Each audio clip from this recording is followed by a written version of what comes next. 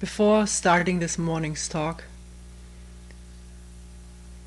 which will be reading a letter received a few weeks ago and commenting on that,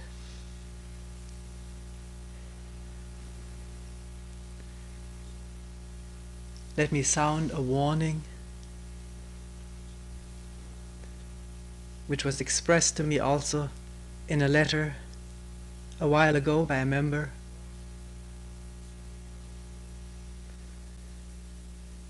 A warning that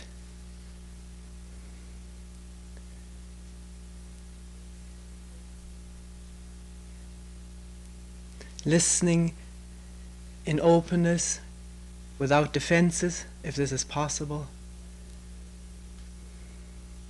one may become deeply, subtly, or grossly influenced by what is said here.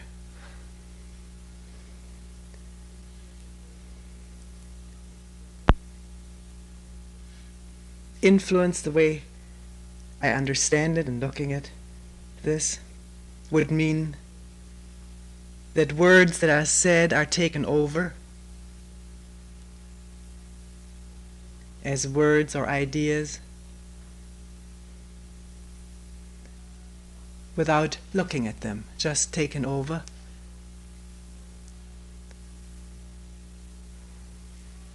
Assuming or believing, consciously or unconsciously, that the person who utters them is an authority.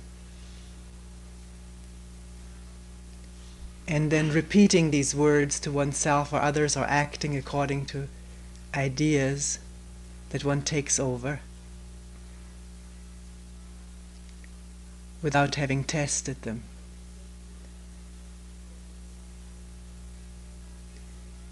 What is said here is not said with any intent or purpose to influence or convince or persuade anyone.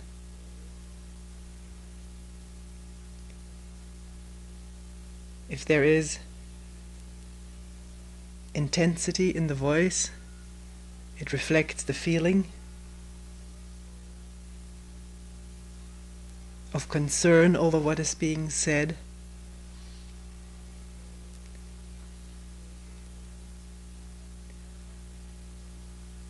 And what is being said is, can one look at things directly for oneself and find out the truth of not just what is said here, the truth or the non-truth of it, but of anything that one encounters within oneself or around oneself? Can one see for oneself, including one's yearning to be influenced, so one doesn't need to think for oneself, see for oneself, which is an arduous, often very painful process.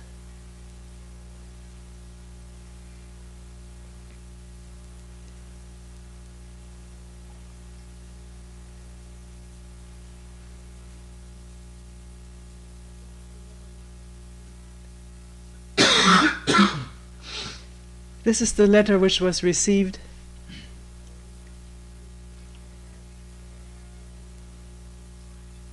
we'll read it first in its entirety, if I'm capable of doing this ever. And then we'll go over it again and pick out things and see what it leads to. Again, you may have heard all of this or some of this before. The speaking doesn't come from what has been said before. We're start from scratch, and if you want to join, we're all invited to do this.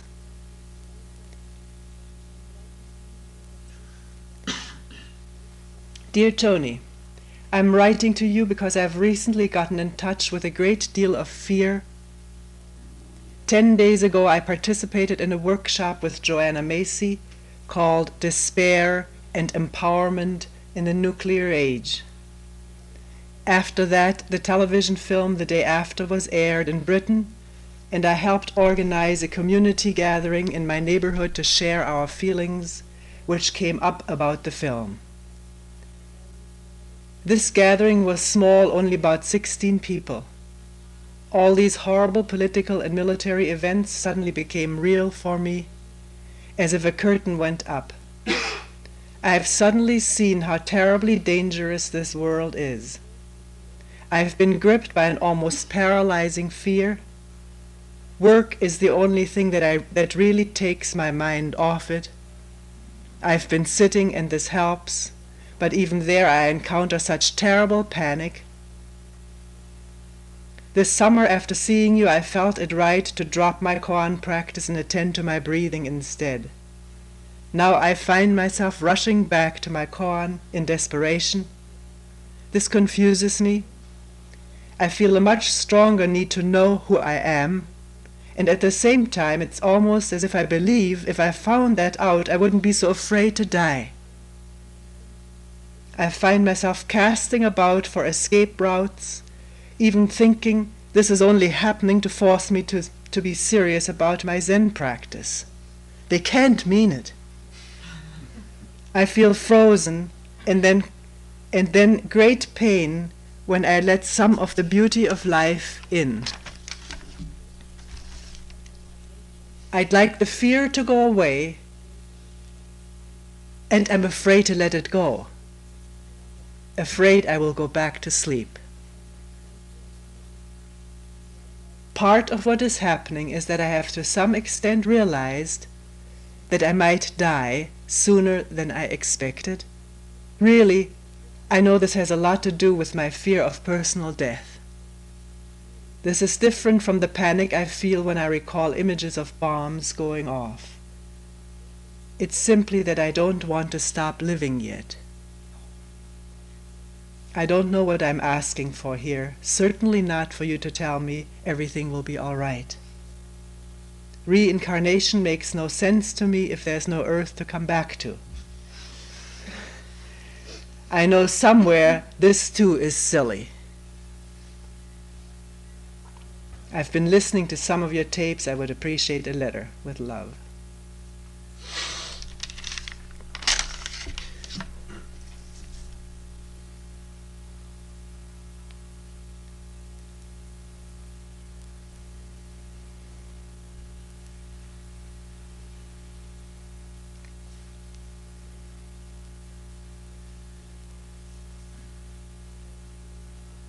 In this case of this person seeing a film and participating in a workshop, opened the curtain to how dangerous this world is.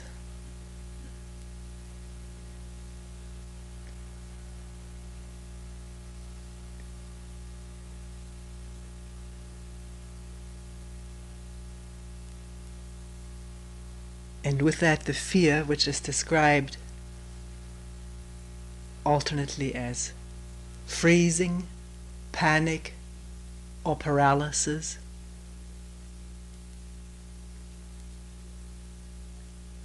Or later on, this fear of personal dying feels still something differently from all of that rushing in.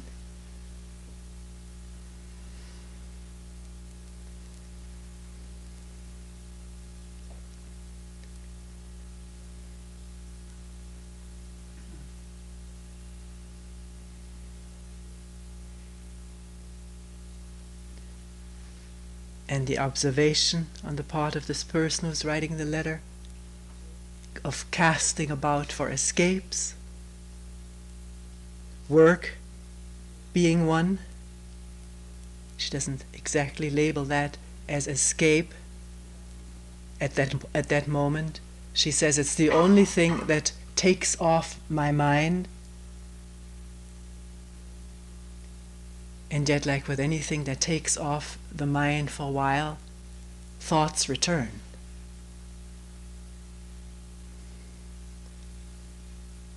To this thing that is arousing such fear.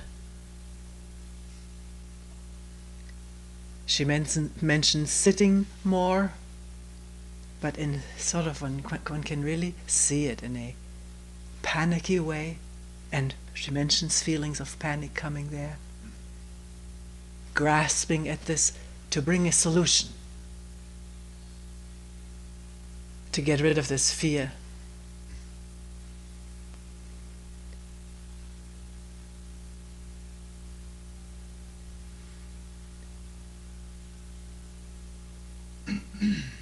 And then the wondering,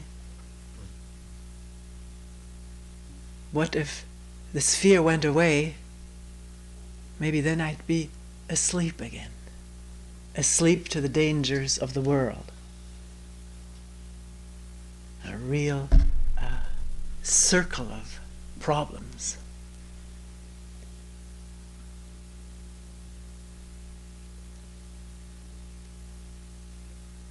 Maybe where we could start is look at what is fear. Because clearly, obviously, it is not a special case brought up here in a letter. It is universally permeating human beings everywhere. And has been doing it since time immemorial. What is fear?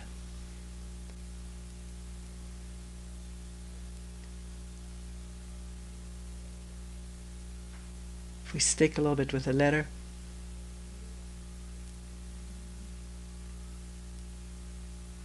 fear of not surviving.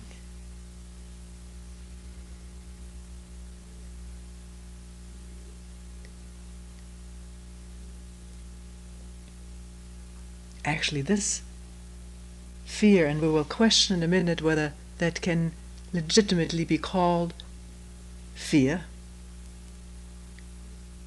if it is acted upon or acts appropriately. This fear is with all life, but fear in quotation marks, this tremendous impulse, this tremendous momentum to survive at all cost, and therefore run away from danger, escape danger, which threatens survival.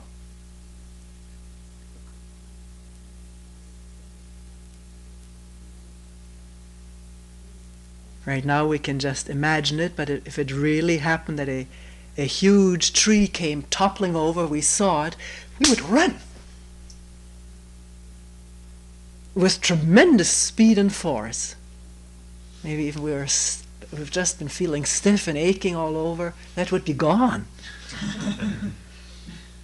We'd be up and gone. The seeing of the danger, this huge tree toppling right where one is standing, ignites within the total organism everything necessary for escape.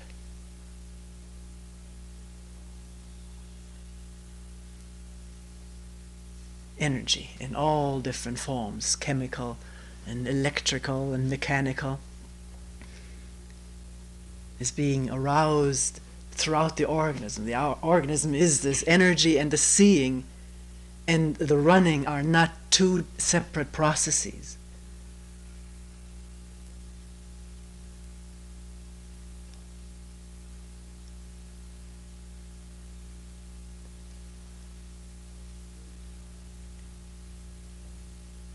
You can, when one observes this in this abundance of movies that is offered these days, documentary movies about animals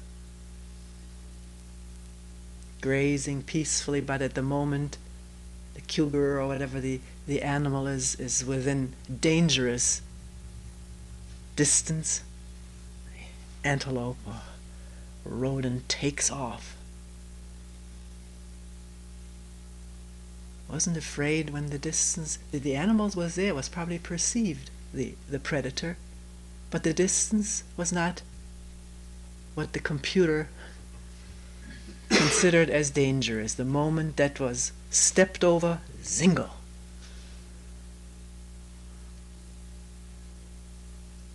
can say the animals live in constant fear, or was fear that made the animal run, but one finds it as a superfluous word. It can be described, the whole process can be described without using the word fear. And one knows oneself, one has been in these situations, and people have told one that if a real danger to the survival is perceived, there's not even fear, because there's no room for thought. There's just the seeing and the acting. And the acting, maybe running, maybe an animal, a dangerous animal, perceived by a human being too.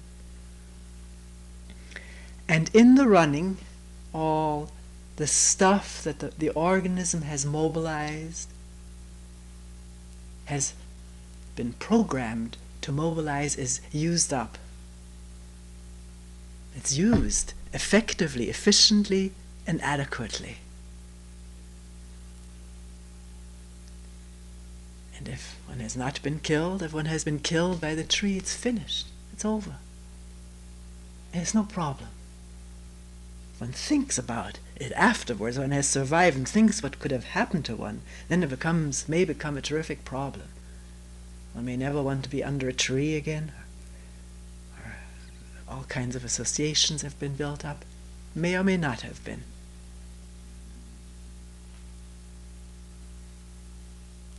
But death itself is no problem if it's not an idea.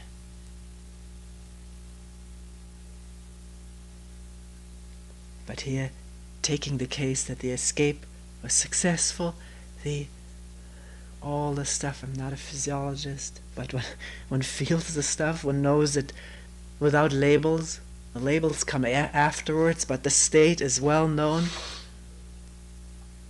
All systems aroused and in turmoil.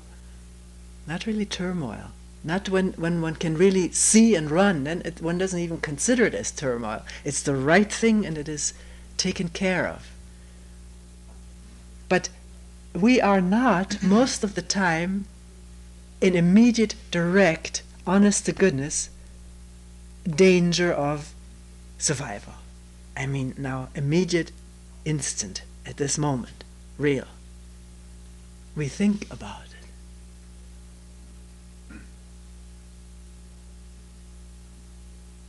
Either the survival of our physical organism or the survival of me as an image. Even thinking of the survival of our physical organism as an image at that moment. And yet, thinking about danger to the image of myself, as a body, as an important person, as this or that, thinking of the danger to the image triggers the same stuff, the same fear responses as an imminent, real danger perceived directly. You can observe this for yourself. The letter writer here describes it.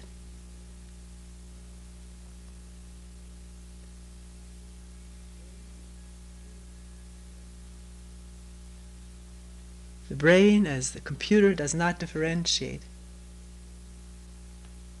between a real imminent danger this moment, which needs such and such responses to get away or to attack. We're not going into this right now, it would become too complicated.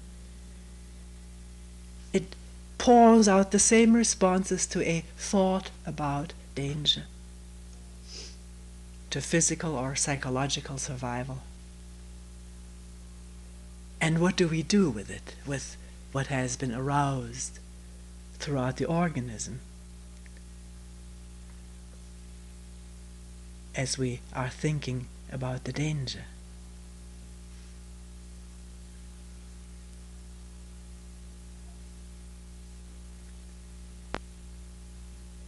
Most of the time, we continue thinking.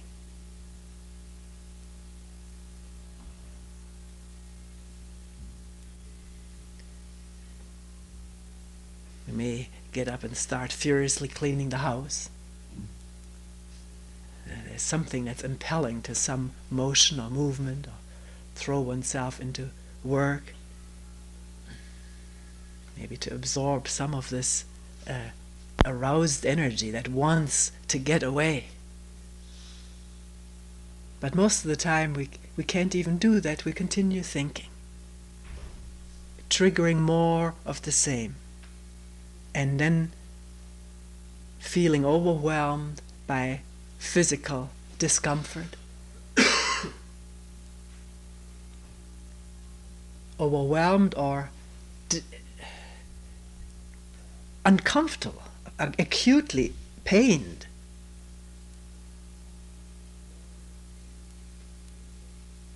By what's going on in the organism that is not understood or interpreted as being a disease-like state,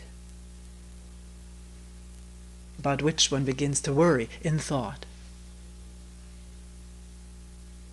The worry triggering more physical responses, physical reactions of tensing against what one is worried about.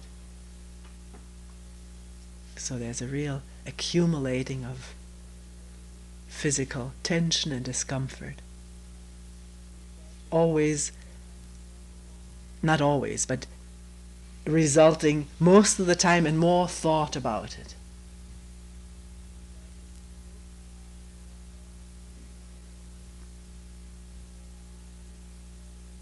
You see the circularity of this? The trap? The seeming inescapability of it.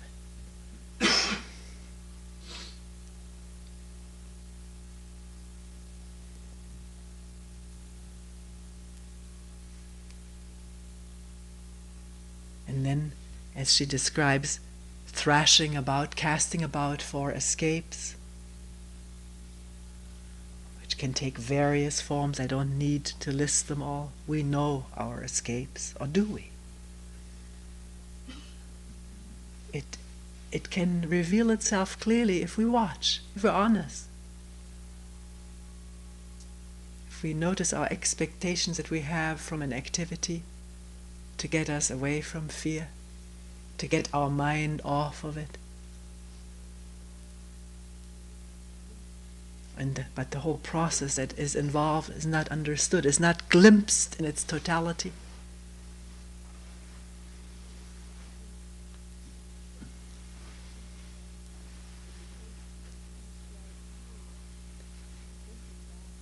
In the case which she describes here of thinking back of a movie that one has seen in which there's total destruction, desolation, no place to go at all, no place to go, no escape possible, not even an imaginary one,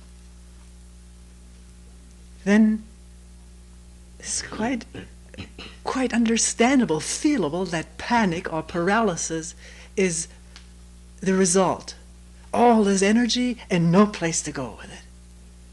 Can't go there, can't go there. And then panic is this overflowing of anxiety and confusion. Total chaos in the body-mind of what to do. Still thinking something should be done, which adds to the confusion and the paralysis. Nothing can be done. Are you with this?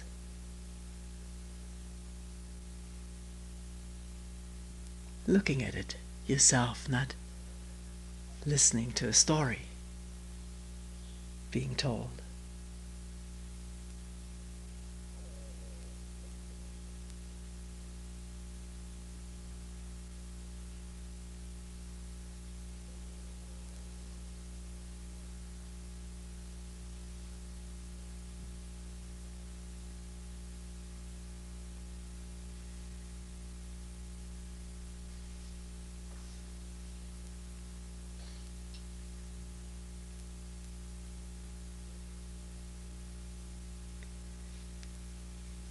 This person who writes the letter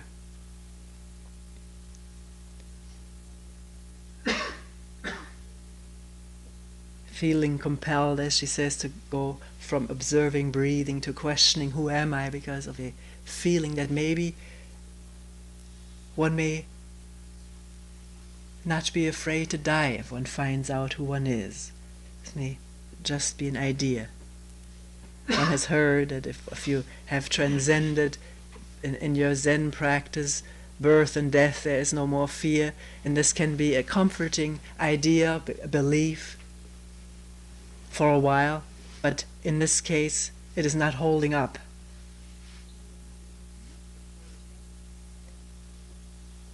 It's not holding up because nothing holds up when one escapes from something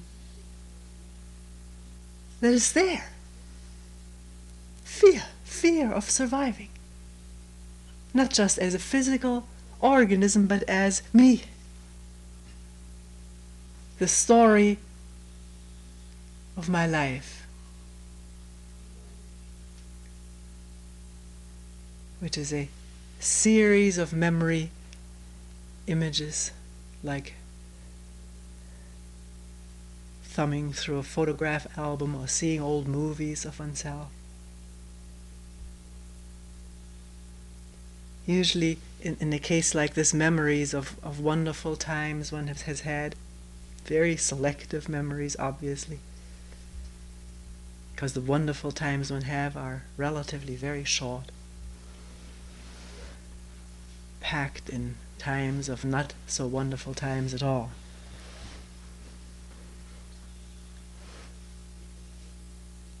And then also visualizing or thinking. Some people tell me I'm not so visual, I more think about this. It's not so much visual imagery, it's thoughts, but it's the same stuff. Basically it's the same stuff, the moving of the conditioned mind, of the fear-conditioned mind, and the image-conditioned mind, thought-conditioned mind, projecting that this story will not continue, and the thinking about that, which again, of course, arouses fear, despair, nostalgia.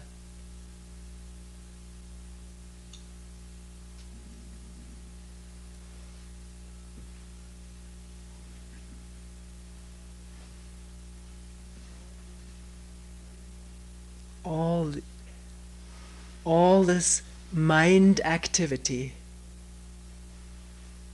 to avoid facing what is there. The stark fear itself, or maybe underneath fear there's something much deeper. Because fear is already, as we pointed out, is already the running, the escaping, the not wanting to face is the fear.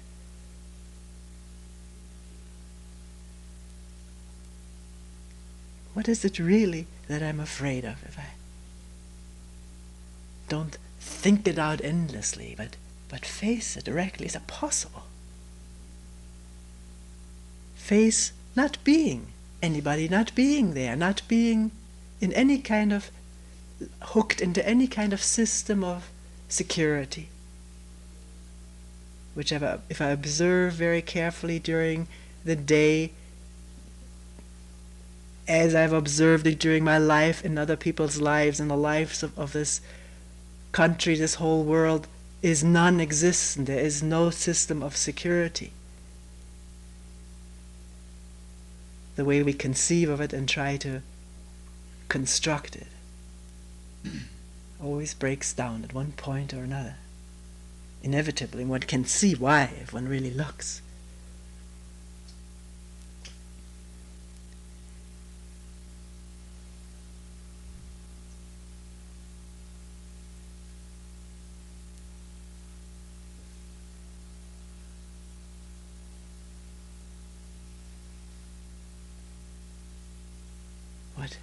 What am I afraid of? Can one stop there? Not start answering it. We've given some answers and explanations and descriptions, but that does not do away with fear. question has to go very, very deep, which means no moving away from it in any way, no casting about for escapes, no knowing. What could solve it? Because anything I know brings up new fear. I may lose that too. I want to do that, become that, help with this, join that.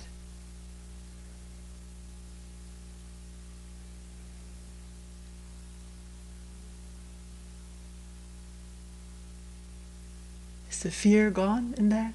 Or is just the mind taken off of it? Temporarily?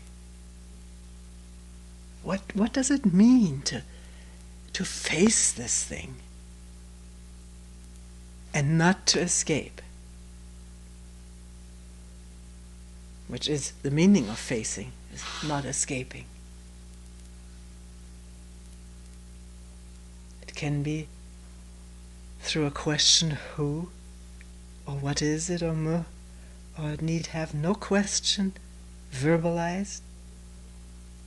It is a state of mind that is open, defenseless, vulnerable,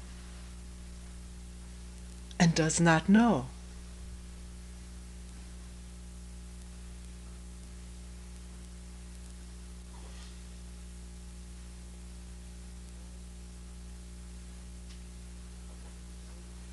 All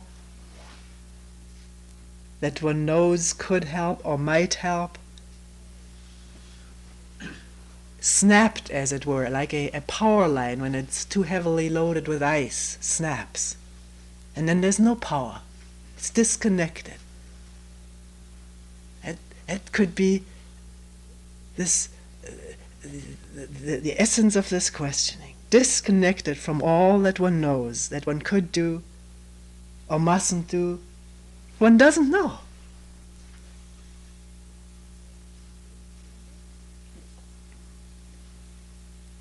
And face this being nothing. Because only knowing that makes us into something that we're then afraid may not continue.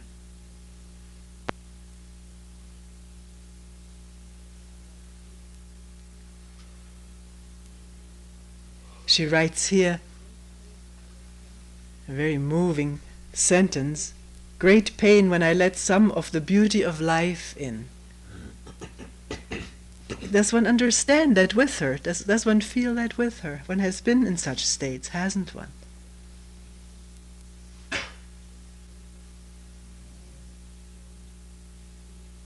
It's a state of despair, loneliness, fear. And then maybe for a moment glimpsing a beautiful, the glistening of the snow, some stalks of weed sticking through and casting a long, slender shadow.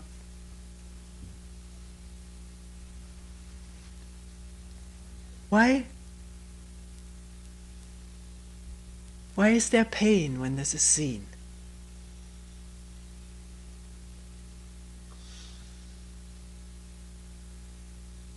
This is seen. Why pain?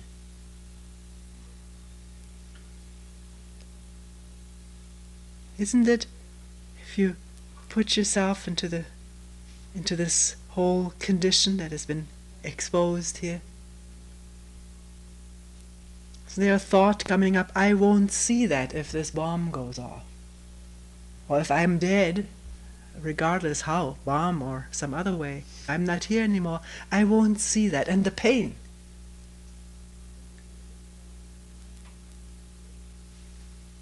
Triggered by this thought of my not being here to see the beauty of this bent over golden leaf, or weed, the shadow, the glistening snow, the blue sky, this gentle breeze blowing. I won't be here to enjoy this anymore. Which is the movement of the mind of me, images of me wanting to continue, wanting to have this forever.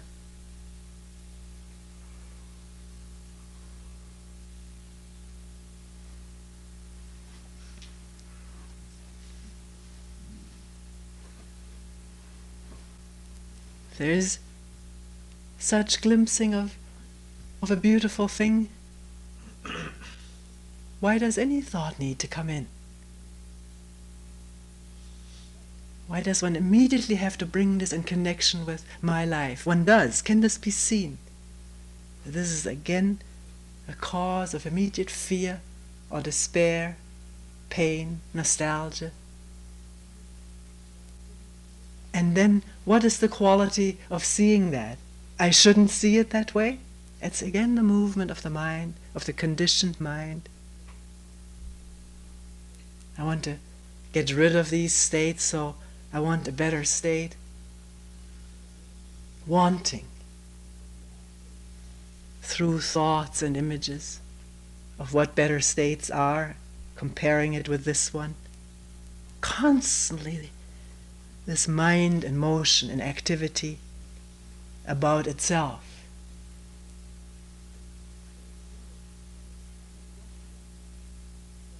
In which there is no escape, no matter what one does, from fear. Fear of living and fear of dying.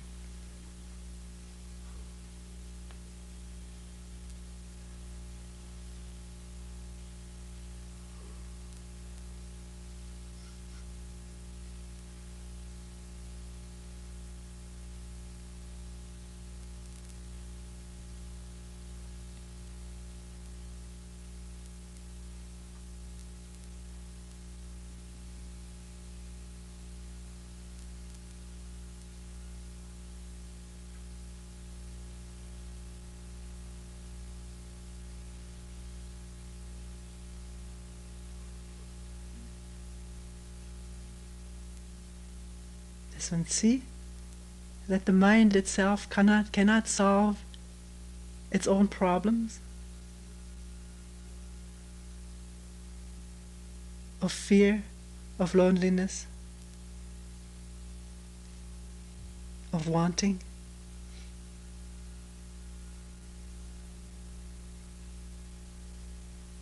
That keeps going round and round, including arousal of all the emotions that trigger more thoughts, that trigger more feelings and despair. What is all this?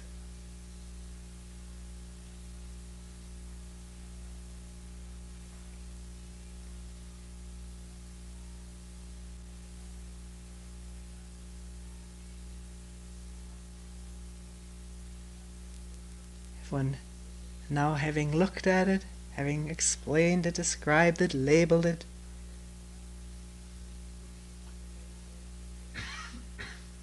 puts the descriptions and the labels and all the stuff aside and just wonders, not knowing.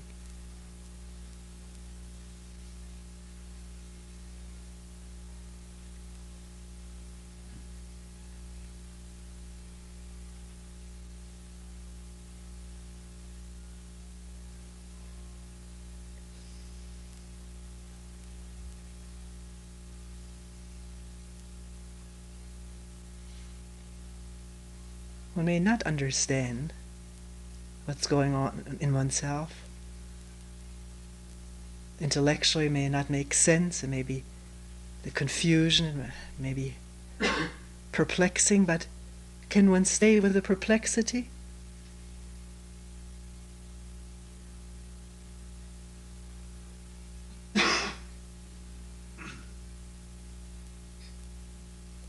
Really not know? And yet not give up and run into something that feels better? It is not an advocacy of making oneself miserable or staying with misery, but when it's there, what do we do? Drown it out. Or can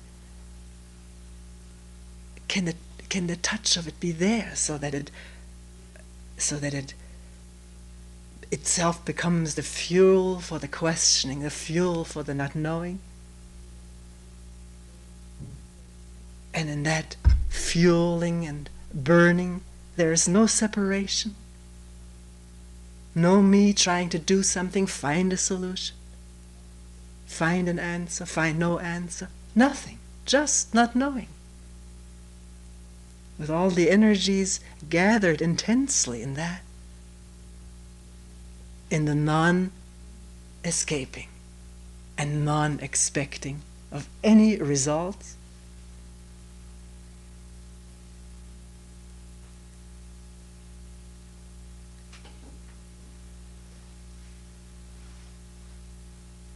There is a state of mind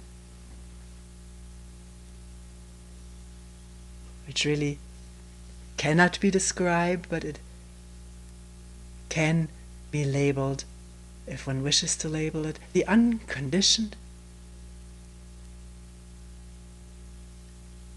state of mind, which is, as we described before, it is disconnected from all of this and yet clearly aware.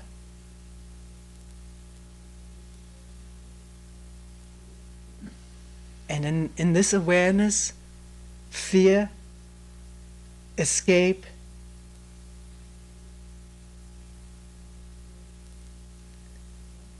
this ache, I don't mean physical ache, but this mental ache of nostalgia, loneliness, dreading, it is diffused. It is clearly seen for what it is, without need for explanation. And it doesn't compel and run one's life, either with view to the past, constant view to the past, or constant view to the future.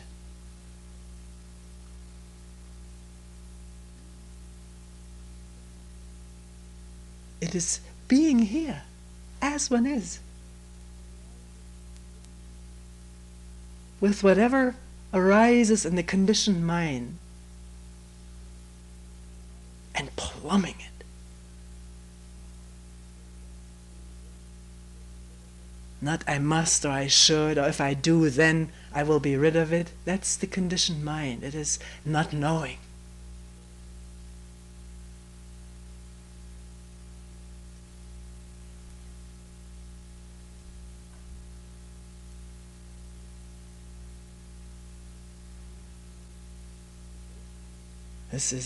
This state of mind is the birthplace of strength and joy, not everlasting. This is thoughts of the conditioned mind. Conditioned thinking and time go hand in hand.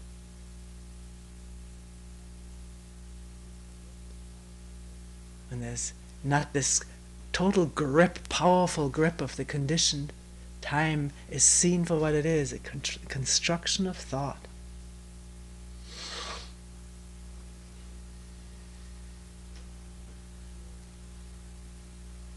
And this withness, this here-ness, this being with what is, with no need to run away.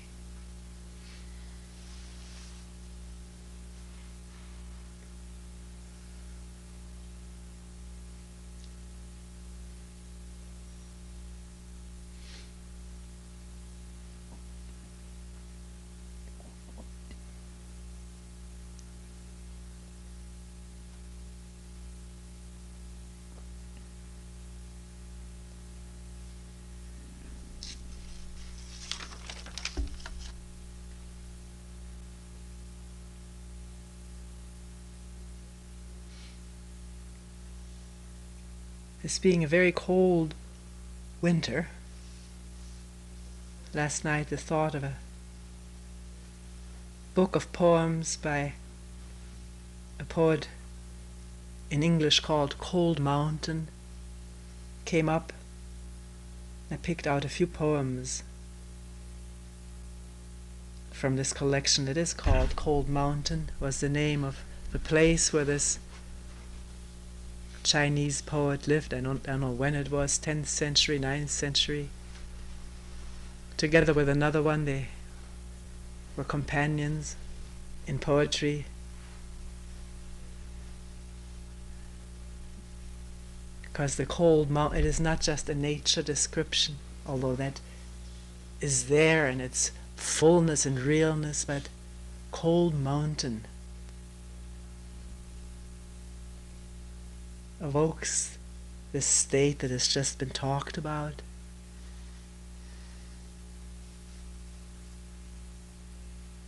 A mountain which has been here long before human beings ever were there.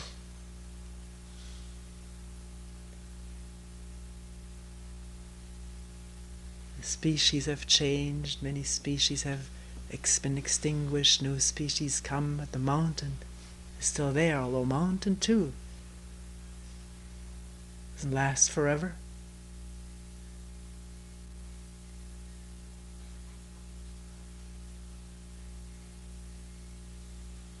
Changes. But that's a thought. If you're in the presence of a mountain, there's no thought of change, no thought of permanence, there's none of that.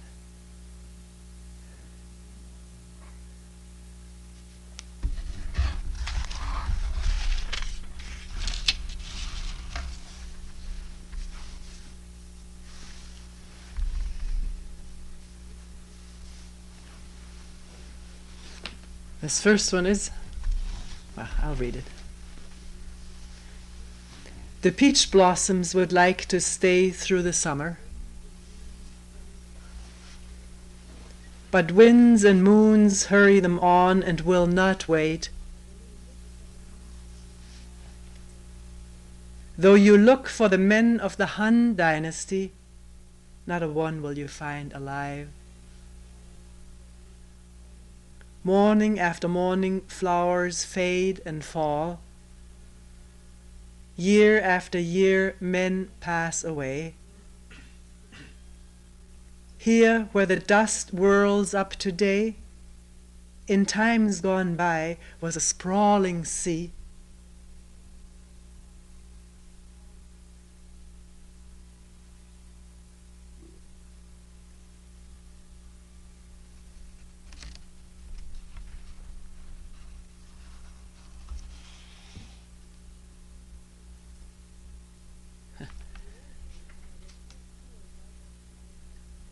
In the old days, when I was so poor, night after night I counted other men's wealth. Recently I thought it over and decided to open a business of my own. I dug a hole and found a hidden treasure, a store of crystal jewels. A blue-eyed foreigner came in secret and wanted to buy them and take them away, but I only answered him, "These jewels are beyond price."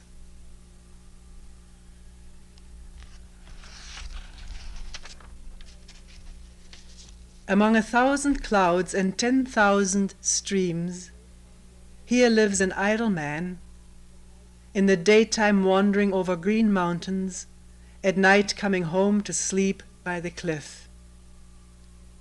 Swiftly the springs and autumns pass, but my mind is at peace, free from dust or delusion. How pleasant to know I need nothing to lean on. How pleasant to know I need nothing to lean on, to be still as the waters of the autumn river.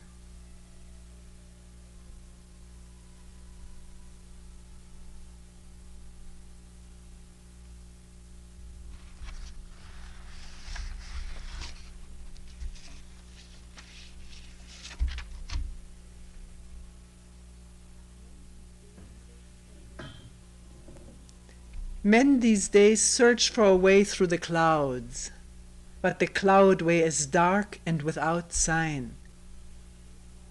The mountains are high and often steep and rocky. In the broadest valleys the sun seldom shines.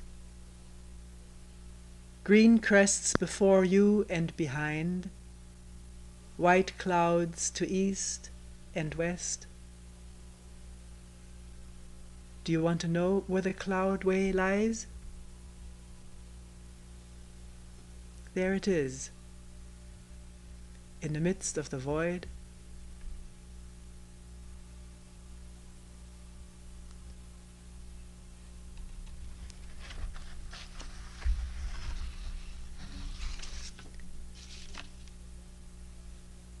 Man living in the dust is like a bug trapped in a bowl. All day he scrabbles round and round, but never escapes from the bowl that holds him.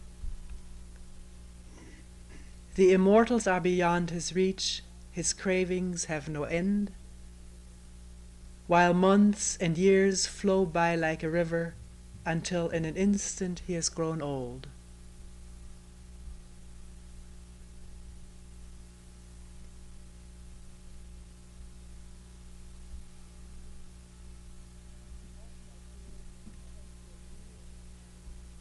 Often I've heard how Emperor Wu of the Han and the first emperor of the Qin before him delighted in tales of immortals and spirits and tried in vain to prolong their lives. Now their golden towers are broken, their palaces have vanished away, while the grave at Muling and the tomb of Mount Li are today a wilderness of weeds.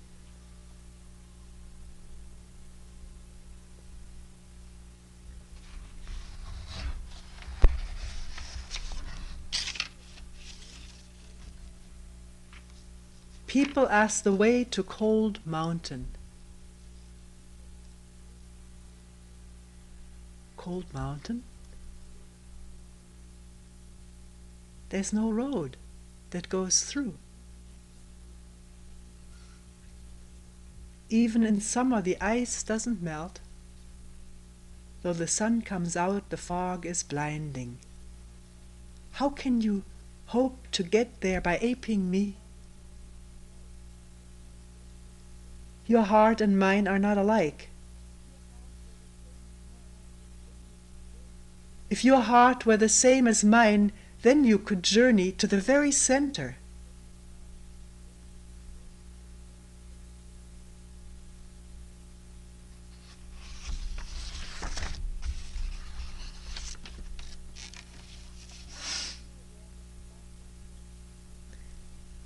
The clear water sparkles like crystal. You can see through it easily right to the bottom. My mind is free from every thought. Nothing in the myriad realms can move it. Since it cannot be wantonly roused, forever and forever it will stay unchanged. When you've learned to know in this way, you will know there's no inside or out.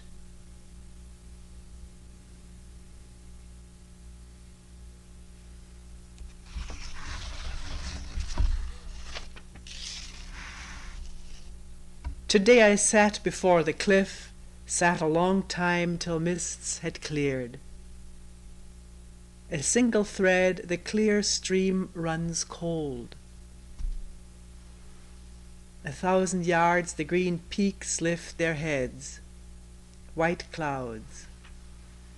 The morning light is still. Moonrise.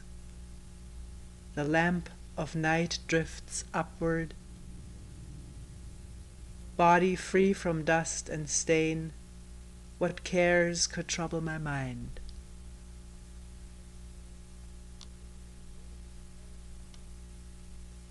Here's a tree older than the forest itself.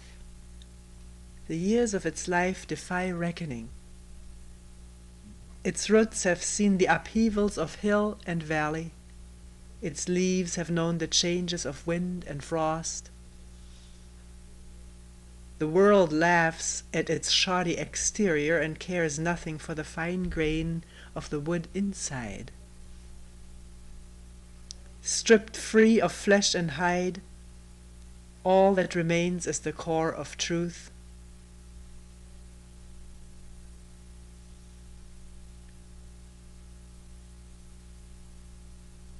is that truth?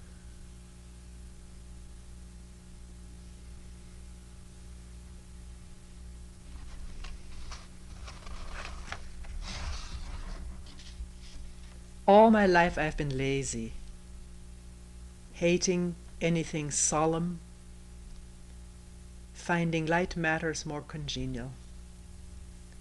Others may study how to make a profit. I have my single roll of scripture. I do not bother to fit it with roller or case, or trouble to carry it here and there. Like a doctor prescribing a medicine for each disease, I use what remedy is at hand to save the world. Only when the mind is free of care can the light of understanding shine in every corner.